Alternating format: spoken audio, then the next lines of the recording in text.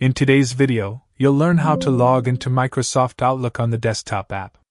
Before starting, make sure you know your email address and password and that you have a stable internet connection so Outlook can connect to your mail server.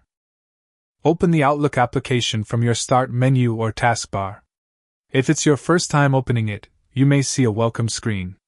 Otherwise, you'll be in the main Outlook window.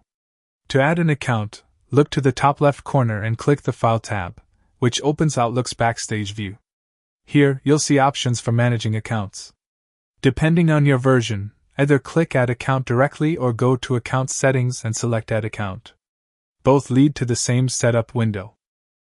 In the Add Account window, enter your full email address exactly as it appears, including everything after the @ Outlook uses this information to detect the correct mail settings automatically.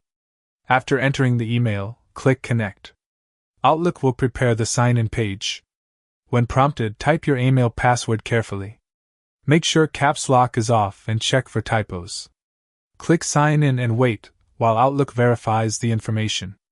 If everything is correct, you'll see a confirmation and Outlook will return to the main window. Outlook will immediately begin syncing your mailbox in the background.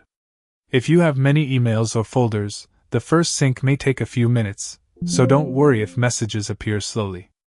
If Outlook reports an error, double-check your email spelling, confirm your password, and try again.